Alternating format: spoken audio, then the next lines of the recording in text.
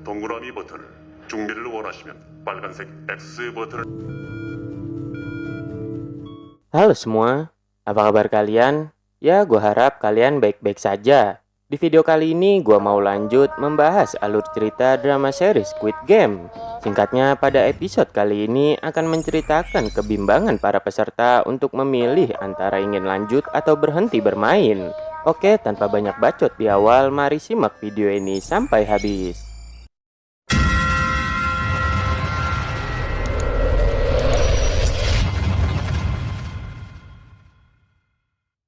Di awal memperlihatkan para penjaga sedang disibukkan dengan membawa peti yang berisi mayat para peserta ke dalam ruangan kremasi.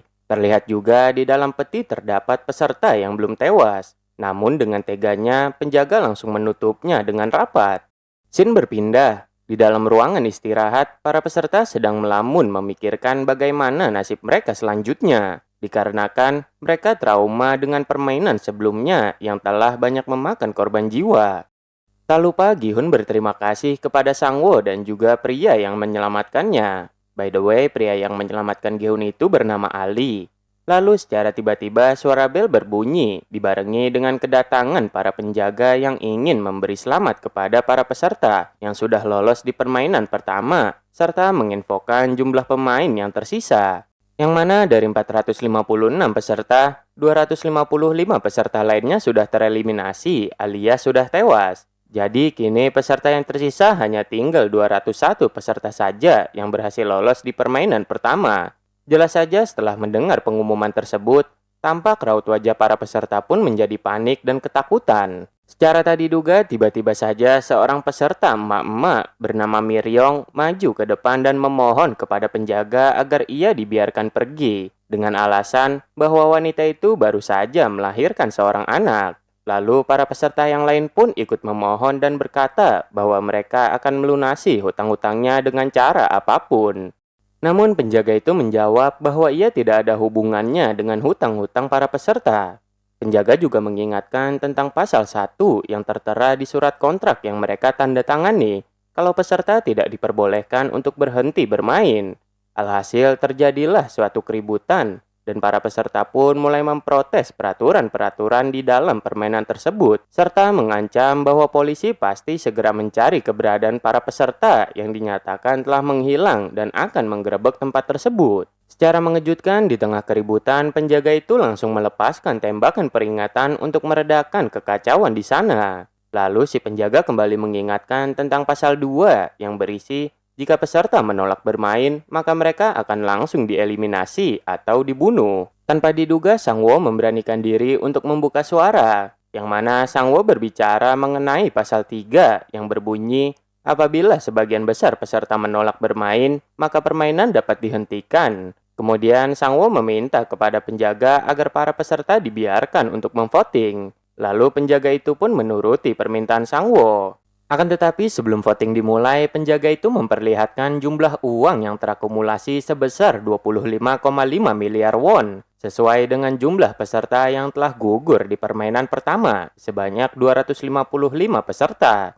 Jadi bisa dibilang satu nyawa peserta diberi harga sebesar 100 juta won.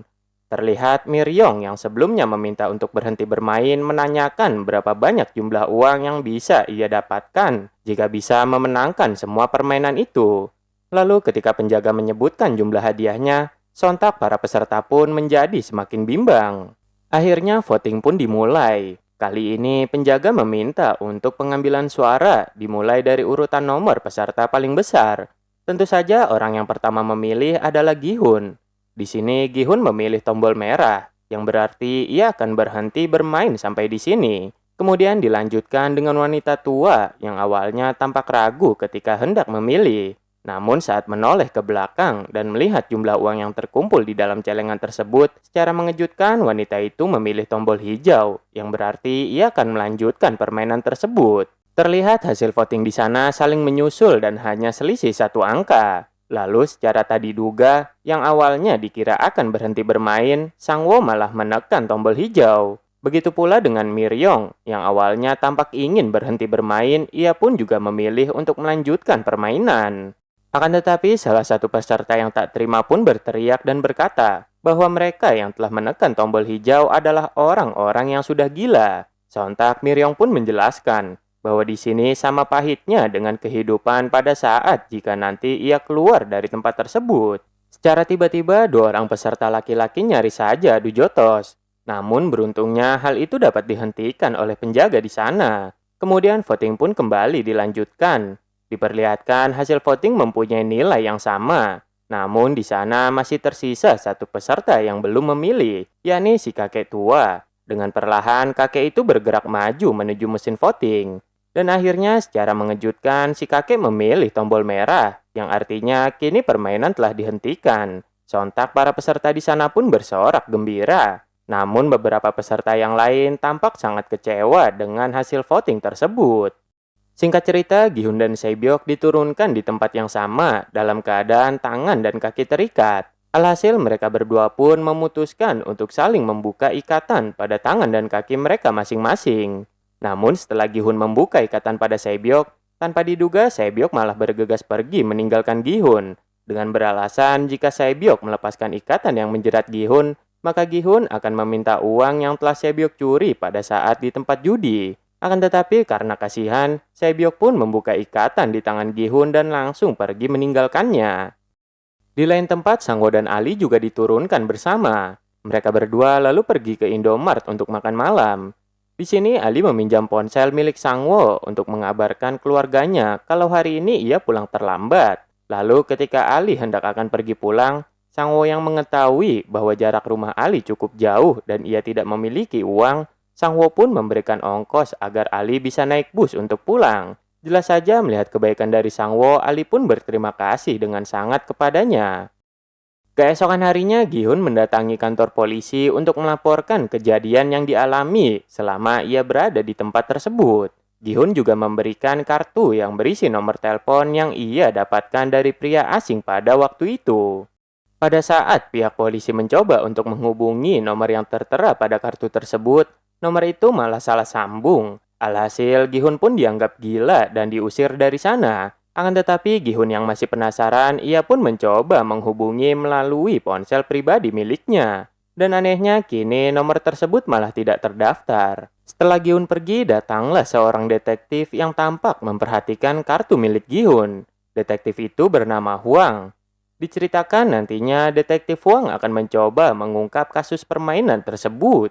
Oke, lanjut. Ketika di rumah, Gi-hun tak mendapati keberadaan ibunya di sana. Gi-hun pun memutuskan untuk mencarinya. Akan tetapi di tengah pencariannya, Gi-hun melihat Sang-woo yang sedang memperhatikan ibunya. Di sini Sang-woo curhat kepada Gi-hun bahwa saat ini dirinya sedang terlilit hutang yang sangat banyak. Tak berselang lama di tengah perbincangan mereka, Gi-hun mendapatkan telepon yang mengabarkan bahwa kini ibunya sedang dirawat di rumah sakit. Lalu Gi-hun pun bergegas ke sana. Ketika di sana, dokter menjelaskan kalau ibu Gi-hun terkena penyakit diabetes, sehingga untuk mengobati penyakitnya tersebut membutuhkan biaya yang cukup banyak.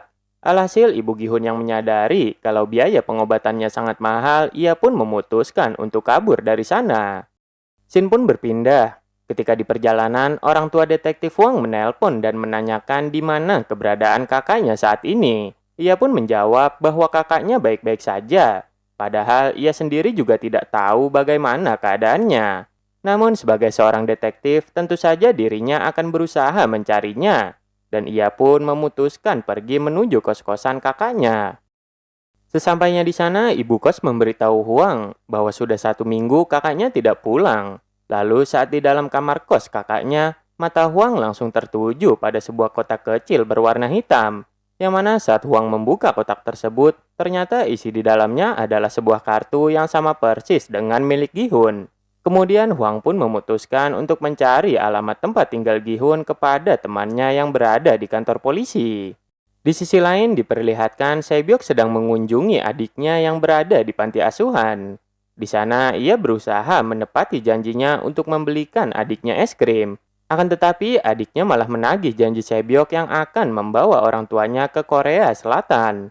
Jadi ternyata Se-byok ini adalah imigran yang berasal dari negara Korea Utara. Di lain tempat, Ali sedang mendatangi tempat kerjanya. Ia datang ke sana untuk meminta gaji yang belum dibayarkan oleh bosnya selama 6 bulan. Di sini si bos malah beralasan kalau bisnis yang sedang ia jalankan saat ini sedang mengalami kesulitan. Akan tetapi ketika Ali melihat segopok uang yang berada di atas meja, si bos pun langsung memasukkannya ke dalam saku dan langsung bergegas pergi meninggalkan Ali. Tidak menyerah sampai di situ, Ali pun mengejar bosnya sampai terjadi baku hantam antara mereka berdua. Hingga akhirnya tangan si bos masuk ke dalam mesin pres, sehingga membuat Ali menjadi panik. Lalu dengan cepat Ali mengambil segepok uang itu dan berlari pergi dari sana. Setelah itu di sebuah gubuk kecil Ali menemui anak dan istrinya. Dengan sangat terpaksa, Ali menyuruh mereka berdua pulang kampung ke negara asalnya. Di sisi lain setelah mengunjungi adiknya, Sebyok kemudian mendatangi kantor imigrasi. Ketika di dalam, Sebyok menemui seorang pria yang berjanji akan membawa orang tua Sebyok ke Korea Selatan. Namun ternyata selama ini Sebyok sudah ditipu dan hanya diperas saja oleh pria tersebut. Jelas saja Sebyok yang mengetahui hal itu pun sangat marah dan mengancam akan membunuh pria tersebut. Akan tetapi semua itu hanyalah pengalihan agar Sebyok bisa mengambil uang yang ada di dalam saku pria itu. Cerita berlanjut, saat sedang menelpon Sangwo, tiba-tiba saja seorang pelanggan datang dan menanyakan dengan siapa Ibu Sangwo sedang berbicara. Ibu Sangwo menjawab bahwa ia sedang teleponan dengan anaknya. Lalu pelanggan itu bertanya lagi, apakah Sangwo sudah memiliki seorang pacar? Jadi di sini pelanggan itu bermaksud untuk mengenalkan Sangwo kepada seorang wanita yang dikenalnya. Akan tetapi dengan nada sombong, Ibu Sangwo pun menjawab jika Sangwo memiliki selera yang cukup tinggi. Secara mengejutkan di tengah perbincangan mereka, tiba-tiba saja dua orang polisi datang dengan tujuan ingin menangkap Sangwo. Polisi itu memberitahu bahwa Sangwo telah tersandung 3 kasus sekaligus, yaitu penggelapan dana, pemalsuan dokumen pribadi, dan pelanggaran Undang-Undang Tindak Pidana Ekonomi. Mengetahui hal tersebut, seketika Ibu Sangwo pun hanya bisa terdiam. Di sisi lain, Sangwo sendiri pada kenyataannya sedang dipusingkan dengan berbagai masalah yang menimpanya. Lalu saat sedang santai di bak mandi, tiba-tiba saja suara bel berbunyi. Namun ketika Sangwo hendak membukakan pintu, tanpa diduga ia malah mendapati kartu yang membawanya ke dalam permainan gila kemarin. Akan tetapi kali ini bukan nomor telepon yang tertera di kartu itu, melainkan sebuah jadwal pertemuan yang mengajak Sangwo kembali ke permainan tersebut. Kemudian di lain tempat, terlihat Giun sedang mendatangi temannya dengan tujuan untuk meminjam sejumlah uang yang akan ia gunakan untuk biaya operasi ibunya. Namun sayang, sepertinya teman Gihun ini juga sedang dalam masa sulit, yang mana di kafe miliknya terlihat hanya ada sedikit pengunjung. Akhirnya Gihun yang sedang kusut memilih untuk minum intisari di depan Indomart. Tak berselang lama, tanpa sengaja si kakek yang ingin belanja bertemu dengan Gihun. Sontak Gihun pun langsung mempersilahkan si kakek untuk duduk dan mengobrol. Secara mengejutkan si kakek mengatakan kepada Gihun bahwa ia akan kembali lagi ke permainan gila itu, dengan beralasan jika hidupnya kini tidak akan lama lagi. Maka dari itu, ia tidak bisa kalau hanya berdiam diri saja menunggu kematiannya.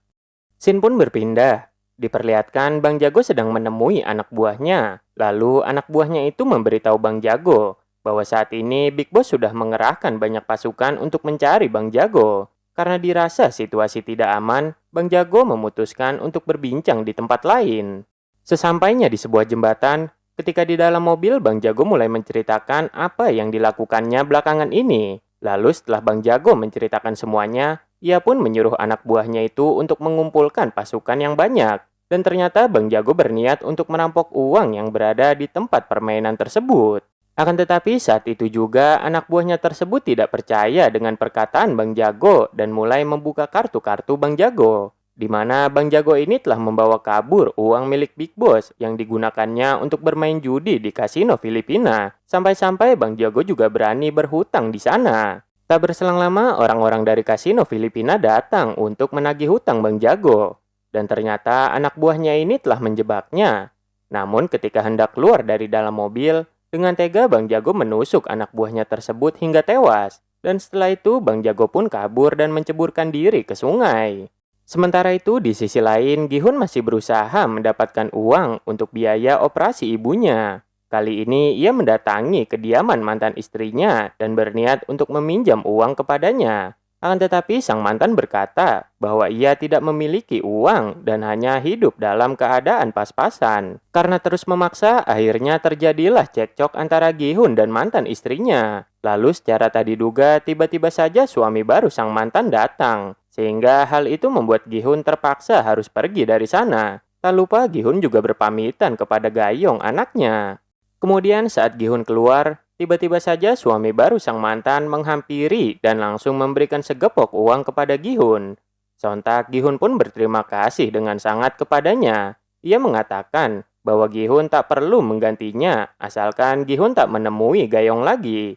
Jelas saja Gi-hun yang mendengar hal tersebut pun sangat marah dan langsung memukul si suami sang mantan.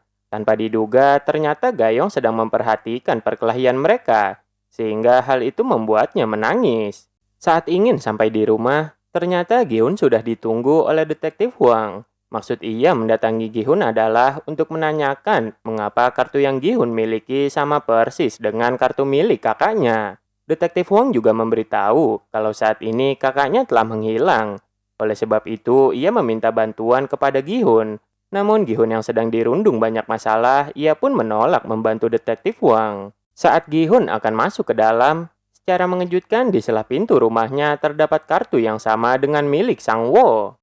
Singkat cerita, Gi-hun, Sang-woo, Bang Jago, Sae-byuk, kakek tua dan Ali pun memutuskan kembali ikut ke dalam permainan gila tersebut. Terlihat mereka semua sedang menunggu dijemput oleh penjaga bertopeng.